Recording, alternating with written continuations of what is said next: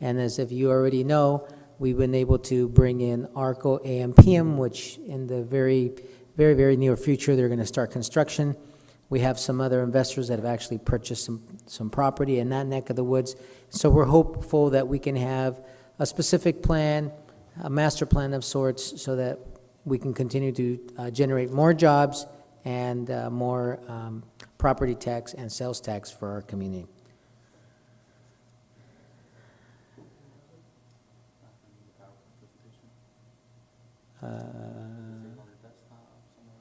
Let me see what's going on there. It should be on there, but okay. Excuse me, folks. Let me help him out real quick, and then we'll go from there.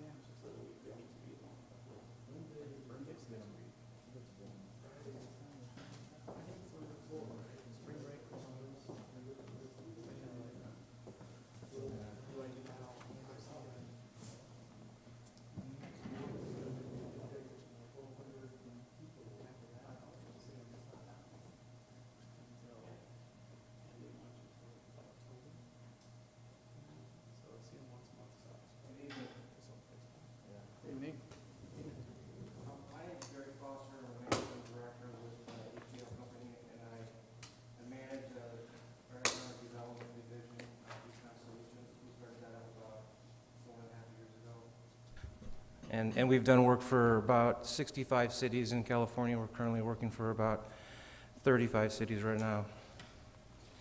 So what I'm going to do tonight is kind of walk you through a little bit of an economic development 101 and hit some points.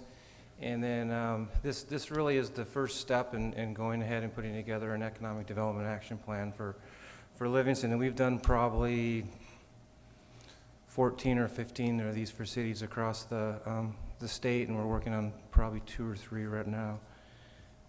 And the reason that we kind of focus on doing an action plan is it's a shorter period of time. It's a 3-year period of time.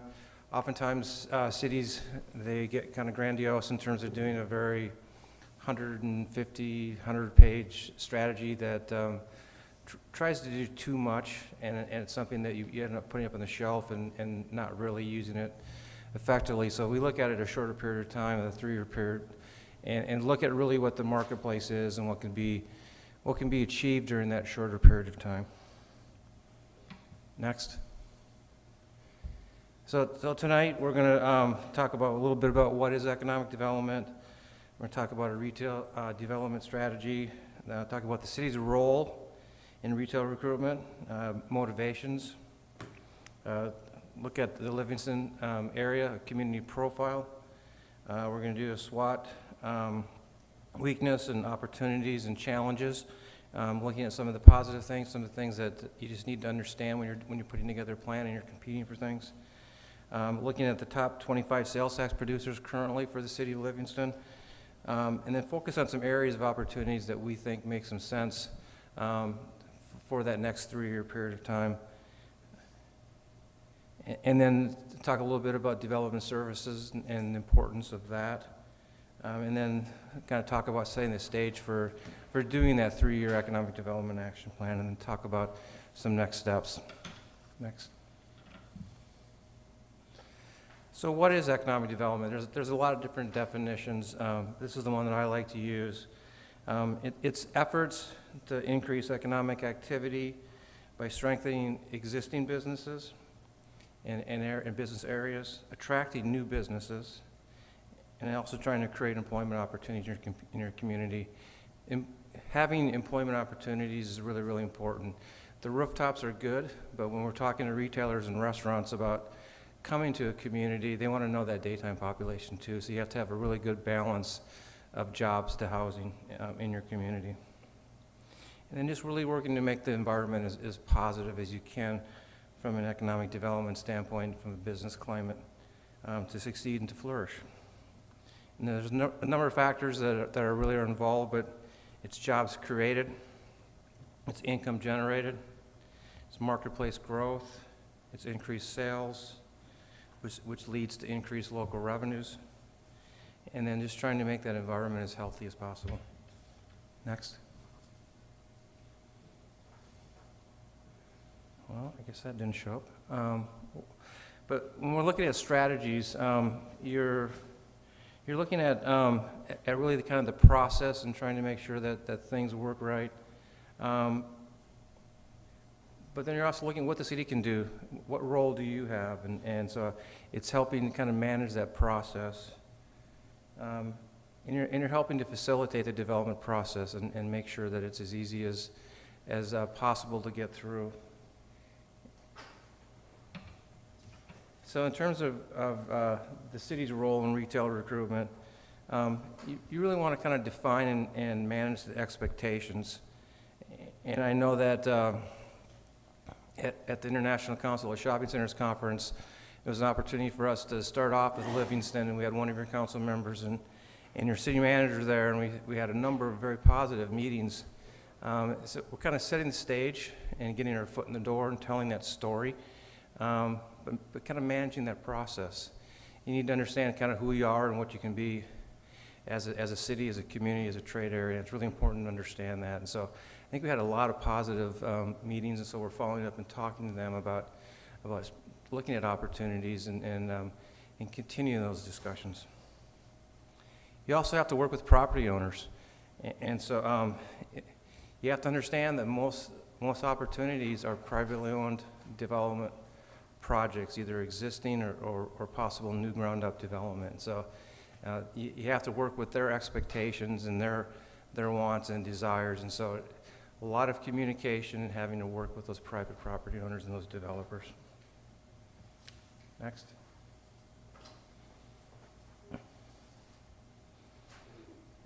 And again, when you're talking about the city's role, you really need to understand your trade area and the makeup and the composition of that trade area, and understanding that, and so you can explain that to potential opportunities that you have in terms of new retailers and new restaurants. You can do a void analysis to figure out who's here, but more importantly, who's not here. But then also what are good fits given the market analytics, the demographics of your community and your trade area, and try to target some possible users that you can go after. We did that, and we're continuing to do that now with the city. And I talked about it earlier. The city really can facilitate that planning and entitlement process. Doesn't mean you need to roll over and let them do whatever they want, but you want it to be consistent. And I worked a lot of years for cities. The last couple, I was the Community and Economic Development Director for a couple of large cities in Southern California and had that entire process underneath me. And so it's making it as streamlined, as efficient, as effective, but as consistent as possible. Next. Looking at motivations. What motivates the city, and then what motivates that private property owner, that developer. The city is looking for retail and restaurant concepts that really make sense for your community. Again, I talked about kind of knowing who you are and what you can be, and being realistic about what kind of opportunities you can go after, and create new retail opportunities for your community. But you also want to attract retail for kind of the long term. You want to create some new revenue opportunities. Cities in California are very reliant on sales tax revenue. Our company we're celebrating our 35th year in business, and so we started as a sales tax consultant company. We do work for about 400 cities and counties in California, so sales tax is really, really important. And then what does the property owner look for? What motivates them? They're looking at vacancy rates in their property, if it's a small shopping center, if it's a strip center, or whatever it is. They're looking to obviously produce some rent opportunities, some revenue opportunities. And oftentimes they're looking for what's easiest. And so they're looking for that tenant that might move in with little tenant improvements or little tenant improvement allowances. Sometimes you may not get the best uses with that. Sometimes the person that's willing to come in with really nothing might be out of business in 6 months or a year. So I think it's getting a good balance for that. Next. So here's a snapshot looking at Livingston at a community profile. And so we looked at Livingston proper, so that's within your jurisdiction as a city. And oftentimes when retailers or restaurants are looking at opportunities, they're not just looking at what's within the city boundaries, they're looking at a trade area. And usually you use a drive time. So here we used a 10-minute drive time. So if you look at it, within the city, you have a population of a little over 13,000. When you expand it out to a 10-minute drive time, you get it up to over 25,000 people, a little bit more people, a little bit more density. And same thing with households. You double the amount of households when you go out to a 10-minute drive time. The average household income level is about the same. The owners and renters are about the same. And then you can see the ethnic makeup and composition of your community. Obviously, Hispanic is the top percentage, but I was surprised at Asian. You have a pretty big population of Asian here in this community too. So it's understanding what your composition is and what you're made up of. Next. Where was that data got or received? What was that? Where did you get that data at? From our software. Oh, okay. I mean, it's not accurate. What do you mean it's not accurate? I mean, we have more than 13,000 people here. Even our sign when you come into it has it at 14,000. How many people does it say? What does it currently say? It's like 14,179, something like that. I'll go back and look. But we update our data every quarter, So it's the most, and I think we just updated here about a month and a half ago. So I'll go back and look and see, just to verify. And then we're looking at strengths and opportunities, and then also looking at weaknesses and challenges. You want to know what your strengths are and promote those, but you also need to look at some of those challenges and what you need to. I think it's just understanding those and making sure that you know what those are. So in terms of strengths and opportunities, I think you have a great location, obviously, along the 99. I think this area is looking for more and more growth. If you're looking at interest in Merced County as a whole, industrial is really popular right now. So maybe there's some more opportunities for more than just. And again, this action plan is more than just retail. It's also getting into other kinds of things. And so I think you've got some opportunity for some industrial development too. Take advantage of the fact that you are on that highway. And I think probably one of the biggest things you have going for you is Foster Farms is here. And certainly having an employment base like that, having the name recognition and strength and stability and growth that company has and is willing to do, I think it's really important to understand that. And I think a lot of places don't have that kind of a corporate business here in the community. In terms of weaknesses and challenges, your population density is on the lower end. You just need to understand that. To get some opportunities for some retailers and restaurants, you don't have the population density to attract those. And I think you want to, because you are very dependent on Foster Farms, you also want to diversify your local economy. So I think it's important to get into other things too. Next. So I know it's hard to see, but here are the top 25 sales tax producers currently in Livingston, and they're not listed according to the kind of sales tax they produce, but it's alphabetical. But again, it's got, I'd like to see some more diversification there, and I think that should be a long-term goal too. Next.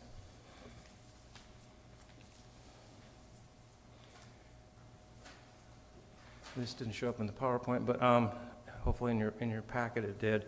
So this is a consumer demand and a market supply assessment, and so we're looking at what people are spending their money on in this trade area in Livingston, and if it's leaking outside the trade area, it'll be a red number, and so it'll show that people are spending their money on that, but they're not able to spend it within your community. They're having to go outside. They're either going to Merced or someplace else to spend because they don't have opportunities to do it here. And I always look at that as kind of the glass half full. That's money that people are spending their money on, that they want to spend their money on, and they're not able to get it here. They're having to go someplace else. And so when you're talking to potential fits, retailers and restaurants, you want to focus on these categories because there's opportunity here in these categories in your trade area in Livingston. Next.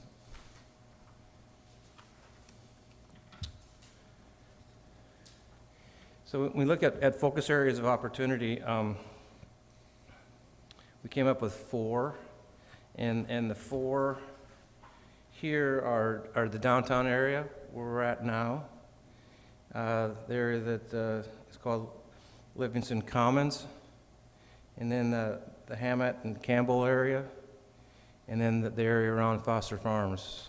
We think those 4 geographic areas make a lot of sense for the 4 areas of opportunity to look at for your action plan.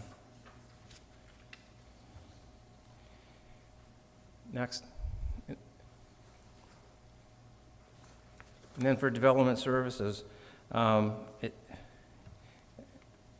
really want to stress the importance of that. And so when you're competing with other communities to attract new business, having that consistent and efficient development services process is really, really important. So it's embracing a business-friendly culture and a can-do attitude, and that really, it starts, and that needs to be the foundation, and everybody needs to buy into that and embrace that. And then it's maintaining consistent standards and excellence in customer service. The customer service is really, really important to understand that without the developers, without the development community, without businesses wanting to do something, a lot of development services, there's no need for them. So you need to treat them as a client and do whatever you can to try to help them and help their projects and their businesses. And I think it's really important to have a shared vision.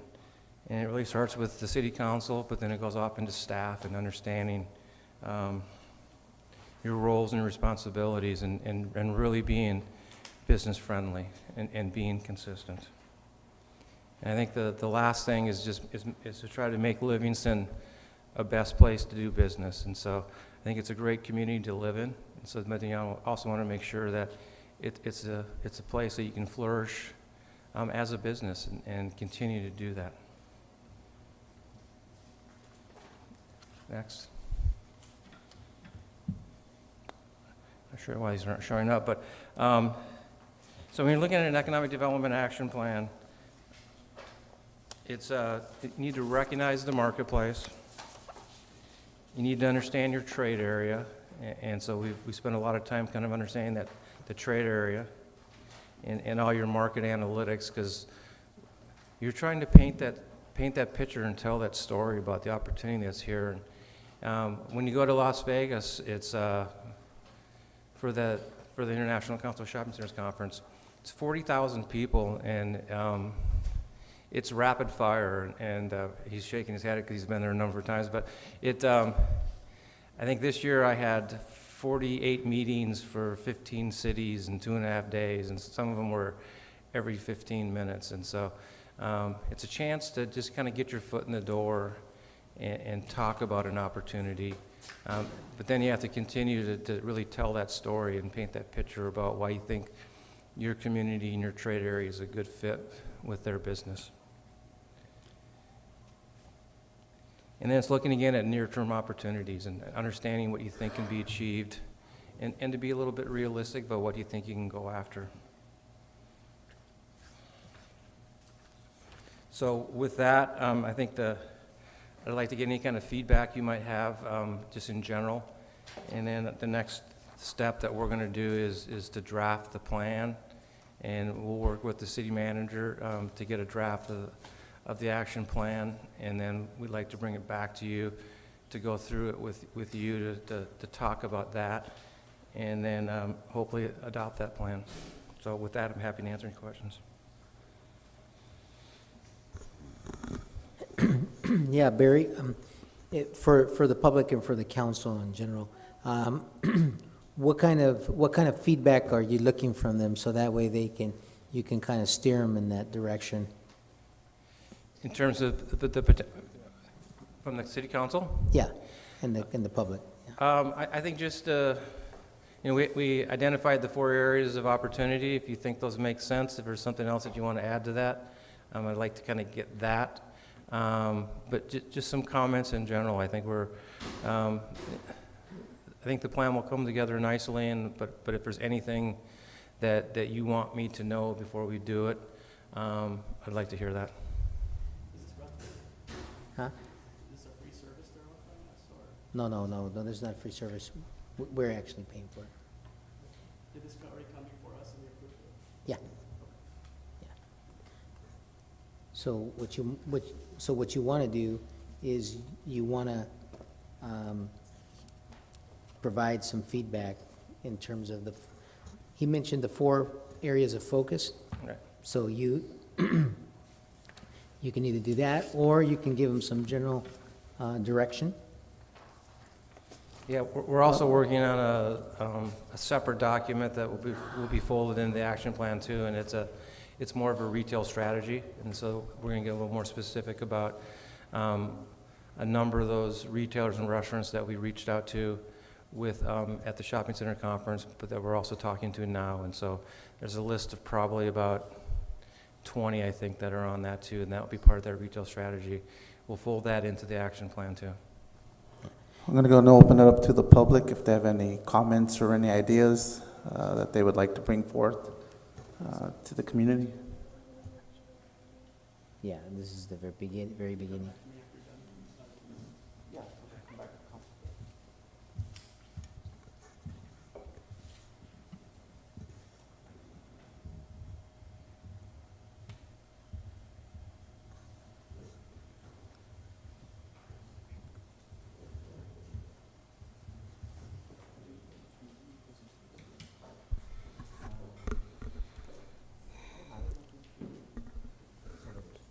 Catherine Shell Rodriguez, P.O. Box 163. Something that I'm kind of hoping gets built into this process is to how we can showcase Livingston as who we are as a community. We're I'd like to say a diverse and colorful community. We're not just one size fits all. We have a large Punjabi population, we have a large Hispanic population, we have Portuguese population, we have people within the Japanese community, and I can go on and on and on and on. And something I'd kind of like to see in the future is a commercial, a colorful, not a bland, caramel brown, one-size-fits-all center, but a colorful community that actually showcases and celebrates our community, that features the food of the different communities and the clothing of the different communities. A place that we can market as if people who want to pull off the road and have a little taste of India, have a little taste of Portugal, have a little taste of the different ethnic cuisines that are represented within our community, and market ourselves as a colorful and friendly place to be. Thank you.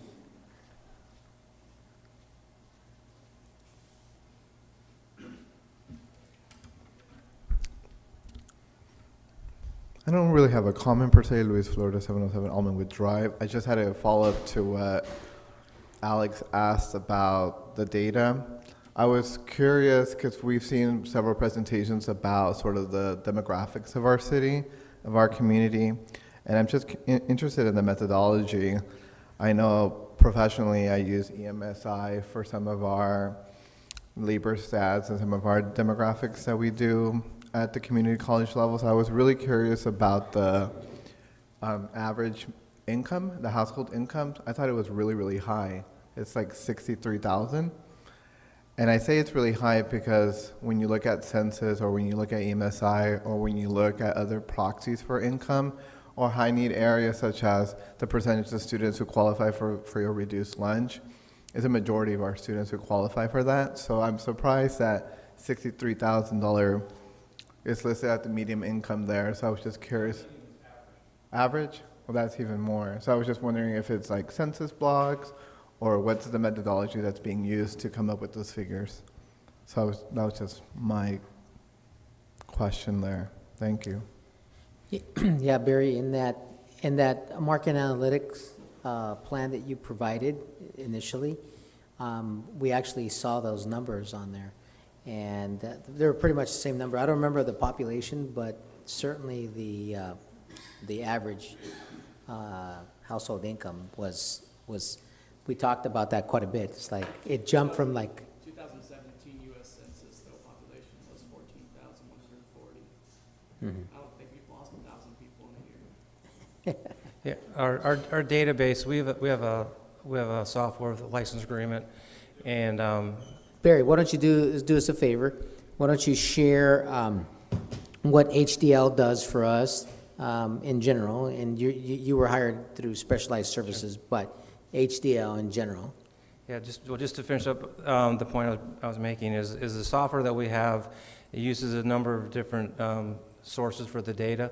Most of it comes from pop stats and census, but it's updated every quarter, so it's pretty fresh. And so what the contract that we, or actually I think Livingston has used our company for a number of years for sales tax, and so we've been doing sales tax. Our company also does property tax. We have another division that has software, does business license, and a number of other services. And then we branched out 4.5 years ago when I started up Econ Solutions to do economic development. And then about 3 years ago, we actually started another division to do cannabis. And so we're working with a lot of cities, probably about 70 or 80 in the state with cannabis and a number of different possibilities. But specifically what we're doing here is the Economic Development Action Plan. We did a community profile for the community, and then we're also doing retail support and retail attraction support. So again, the first thing we started off with was and we had just came on board maybe a month before the Las Vegas event, and so, but again, I thought that was very positive in terms of how it was received and kind of getting our foot in the door with a lot of places. And I think that in terms of retail, I think the two areas that probably have the most interest are on that side of town, and then the newer area that's being looked at the other off ramp, and I think there's a lot of positive momentum and opportunities that we've talked about there, and I was actually very pleased, and I hope that the council member and the city manager thought that too. But I thought it was something that the community was well received by almost all the meetings that we went to. It's still open to the public if there's any more comments. I know Councilmember McCabe had questions. Okay, well, I'm going to close it to the public. We'll bring it back to council. Okay. Yeah, so for areas of focus, or I'm talking to him, right? I'm giving him the feedback? Okay, yeah. So areas of focus that I'd like to see is we have multiple vacant industrial and manufacturing properties. We have about 35, 40 acres that are in those zones.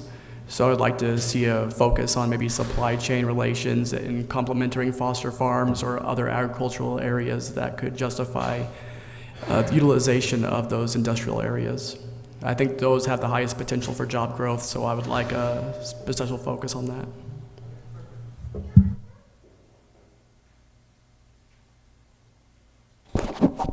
Just in general, I know you touched already on it, but the two exits definitely focus, especially on the Hammett side exit for businesses and retail.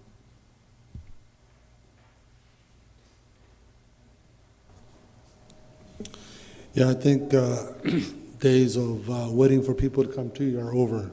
We got to go. When the city manager and I went to Vegas for the conference, I think we were very successful, and I think we need somebody on staff for economic development, at least part-time, to help us with make the plan and follow through with it. I think that's what we need to do. Maybe when we're working on the budget, that can be put in there.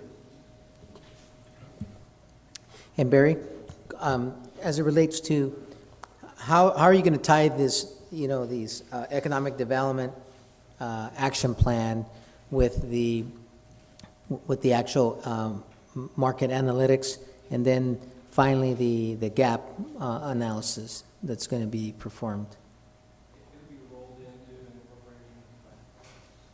Okay, so so is there going to be a presentation where you're going to tie all these together, or?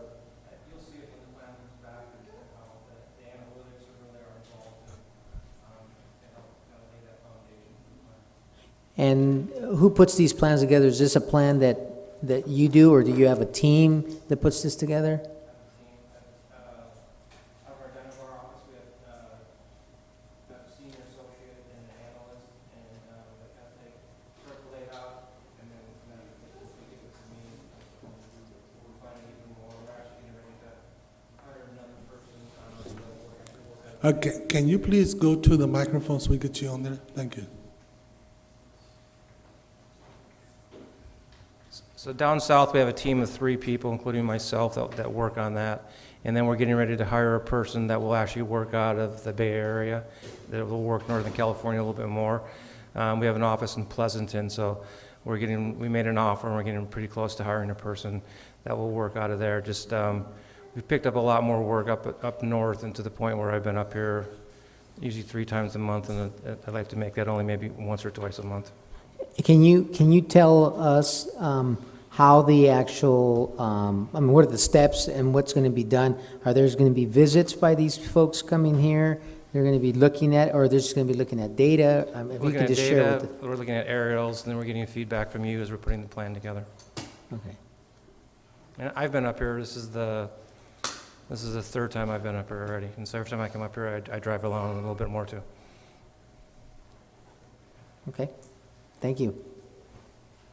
One thing I'd like to see is if we could attract, be a little bit more assertive and attract maybe a 24/7 restaurant, especially with Highway 99. I'm seeing Mr. Theodore out here in the audience, and his family owned Blueberry Hill for many years. And that's something I think that we're lacking, a restaurant that, especially with truck drivers and commuting, now that we have a Motel 6, I think a restaurant 24/7 would be ideal and likely. And just like Ms. Catherine Shell, something that could focus what Livingston has to offer. But an eatery 24/7 would be, One of the restaurants that we had a very positive meeting with, and we're still talking to, is Denny's. And, Denny's looks for franchisees, so they're looking to see if there's a franchisee that would be interested in this market.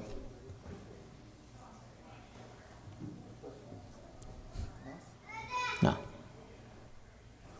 Well, thank you very much for the presentation. We appreciate it. We look forward to meeting with you again.